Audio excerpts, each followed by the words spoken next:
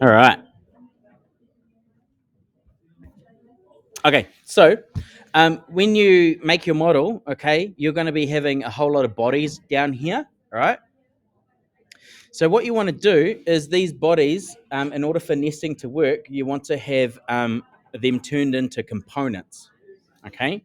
So, a real easy way to do that, all right, is you select the top body, scroll down to the bottom, hold down Shift and select, and then right click, and then go create components from bodies.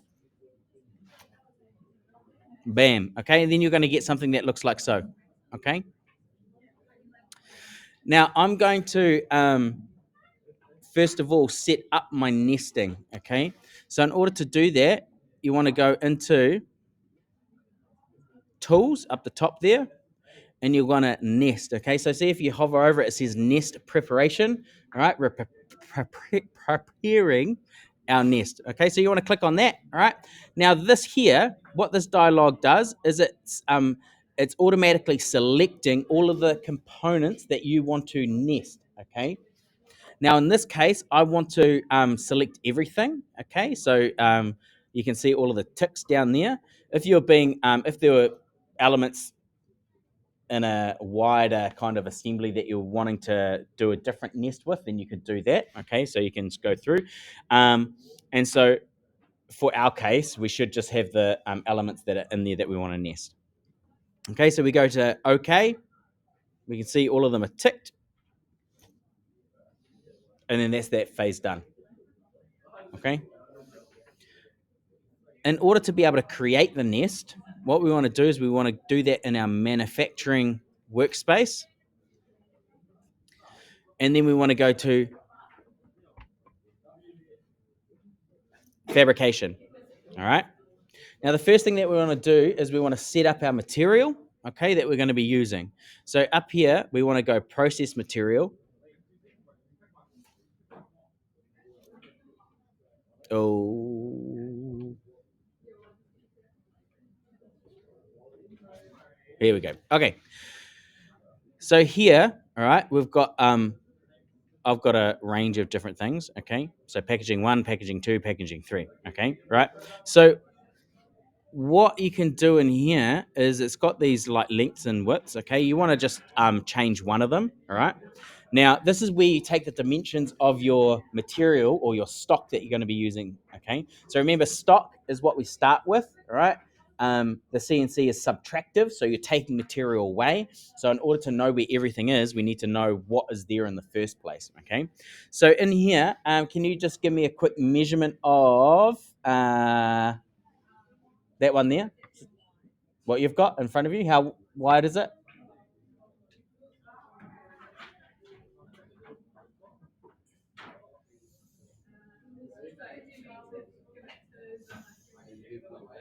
Okay, cool. So in your width, what you do is I could go 22. I'm going to just go. I'm going to go 22. All right. And how long do you reckon it would be?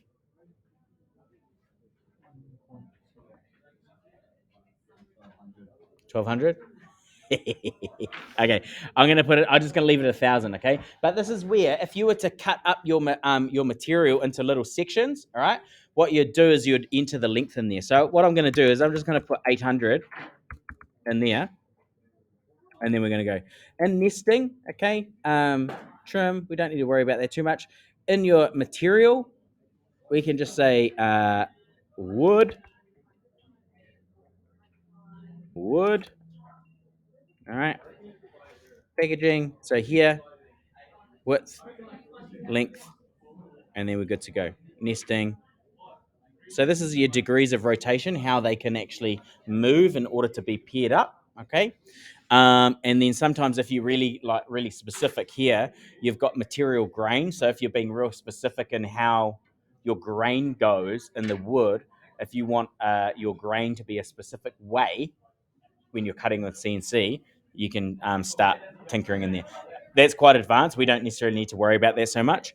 Where it says frame width, okay, you know how when we did our letter, we made sure that we had a gap between the edge of the wood and the edge. So that means that there was sort of a gap there for the end mill to go through.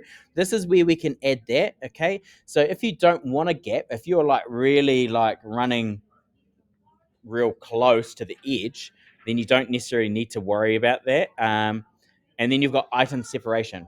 Okay, so if we're using a 6mm end mill, how much separation do we want them to have? 12, yeah. Okay, all right, at least. Okay, because what tends to happen is if you're cutting away material, it's going to make the other ones loose. All right, so it will jump around. So you want to make sure that it's you've got a good kind of, and even there you might even want to go 14, and then you've got like a 2mm gap material to keep them in. Okay, so that's, you can have a play with that. All right, okay, so then we go okay, and then we've set up our material. Now, this bit here is talking about our component sources, all right? So we did that nest preparation to start off with, okay? Now, this bit here, all right, is talking about all of the elements that we are actually going to be using, all right? Okay, so there's all the components. If I select on one of those, these are all of the separate pieces, okay? There's my speaker, all right? So you get a little preview down the bottom right there, all right? Once you go okay, this one here, all right, actually creates the nest. So I click on this. All right. Comments, stack size. All right. We only want it to stack once because we just want one level. All right. We don't want to stack it on top of it. On this here, okay, this is the source part. So these are all of the elements that we want to nest. This little bit is your packaging. Okay. So here, oh, it's got packaging 3 and 2. All right. That's not going to work for me. So there's something that's not going wrong. So we go back into our material in here. Okay. So the reason why that didn't work there is because my thickness wasn't the correct thickness. Okay. So I want my thickness to be how big? I'm going to go 10mm because that's what I made my separation at. Okay. So I'm just going to go, okay. Here's my sources. Go through there. Okay. Do my nest again.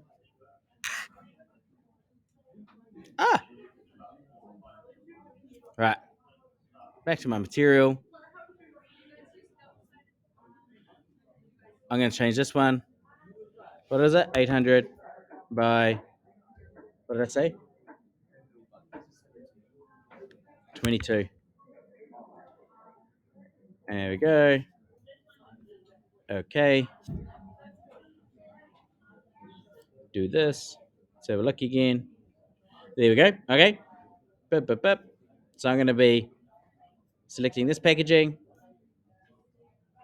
Wait, is it the wood 22mm and then isn't that meant to be 220? Thank you.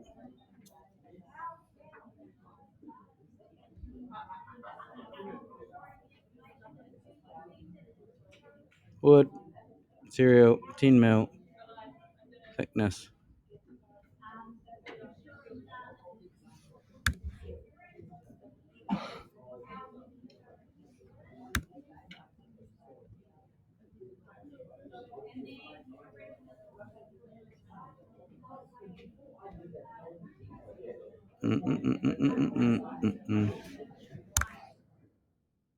I'll just make sure they're all the same.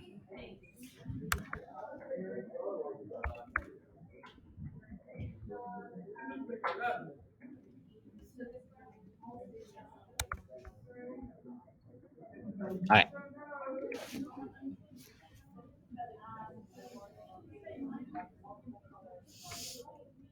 There we go.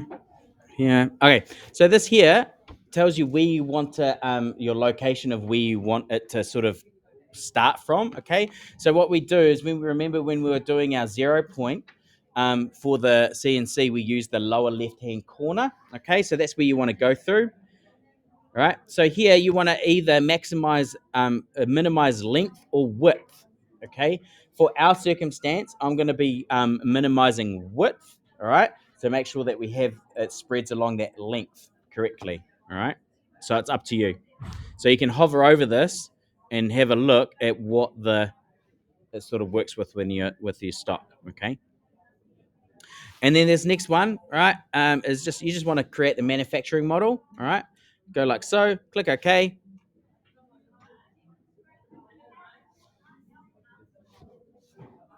Okay. Right. So for this nest one,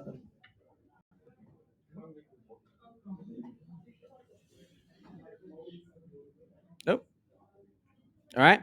Here's all my different models and how they're nested. Okay. Nest two, which is this one? This here is my pocket. Okay, so that's in a different nest. Kapai. All right. So you can see here. Oh, turn that on. That's the visibility. So that's everything all nested. It's all nice and flat in between my 800 length. Okay. Now, in order to create a setup for that, I have to go back into my milling stage, and then it's just like we usually would. So we create our setup. Okay. Now here, where it says manufacturing model, this is where we can select our nest. So for my one that I've created, I'm going to have to do 8 cuts. So 8 different programs. Okay. So if I wanted to change it here, I would choose the different nest. Okay. Does that make sense? All right. So every setup, you go like so, and then it's all done. So I click OK. Oh, the models, bam, like so. Click OK. And then I can do my contours. Okay, so I go into my RHS tools, select my single flute, geometry, always start with the center first. Okay, now these internal ones, you might want to put tabs on it so when they cut fully out, they don't go all crazy. Okay, so you can go tabs, width, height, maybe 2 mil.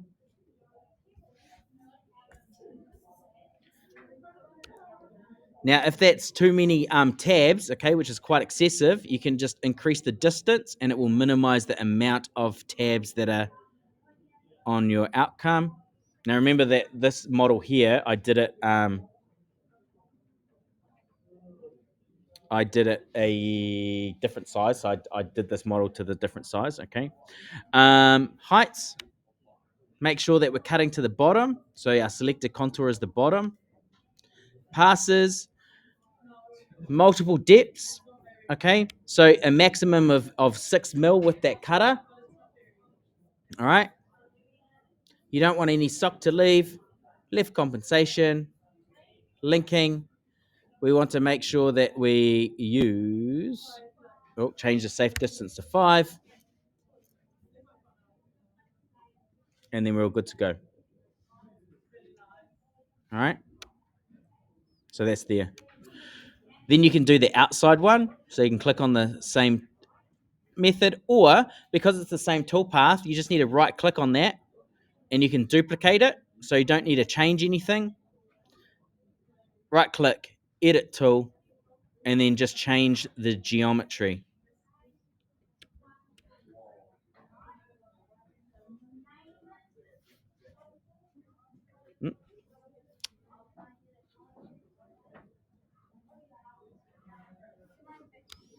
Okay, because we set up the first toolpath, this one should be fine. So click OK. There we go. What's an issue there? Inside bits, yeah. Okay. Now the reason why that is, all right, is because the packaging material that I didn't separate it. Okay. So what we can do is we can right click, edit the nest.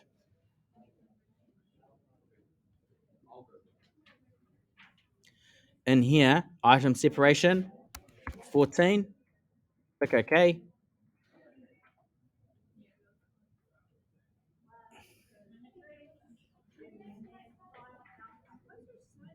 And then in here, we just go edit.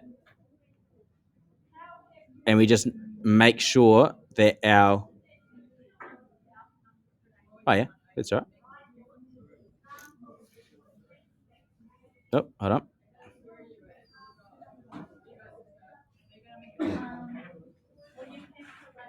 So edit the setup and then just change this one here to sheet 9. Go OK. Oh, select the models again. And then in these, you'll just need to re-select your geometry.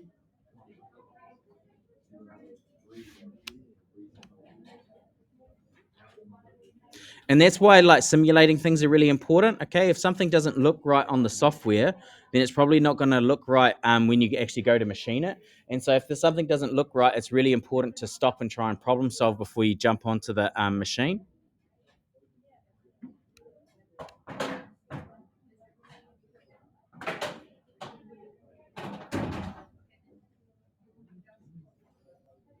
There we go. Okay. I haven't got tabs in there, I don't think.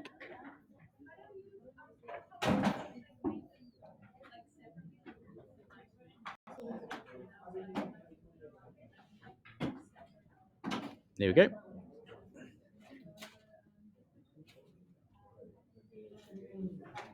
All right. So if something doesn't look right on the software, then something's not. So it's always try and stop and figure it out. Okay. So there. Now, because these sheets are the same or pretty similar, okay, I would only need to do that once and do it for however many models if the bits are the same. Okay. So I wouldn't have to go through and like do different programs for all of these different sheets, as long as I cut enough that I can glue together because the shape is the same. All right.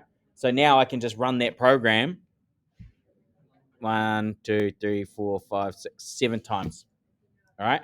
And then I'd have to redo another one. Oh, this one down here. Okay. All right.